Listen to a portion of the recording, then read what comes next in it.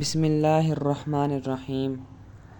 حضرت ابو ہریرہ رضی اللہ تعالیٰ عنہ سے روایت ہے کہ نبی اکرم صلی اللہ علیہ وسلم نے فرمایا، جو شخص لوگوں کے ساتھ رحم کا معاملہ نہیں کرتا، اللہ بھی اس پر رحم نہیں کرتا۔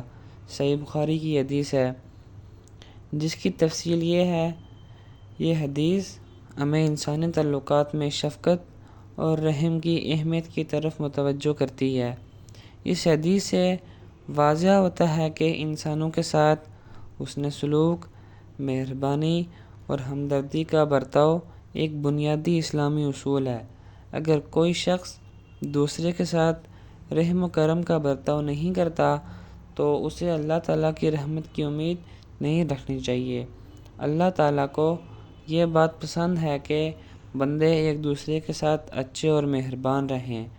یہ حدیث ہمیں اس بات کی بھی ترغیب دیتی ہے کہ ہم اپنے ارد گرد لوگوں کا خیال رکھیں، خاص طور پر وہ لوگ جو کمزور، غریب یا کسی بھی طرح کی مشکلات میں مبتلا ہیں۔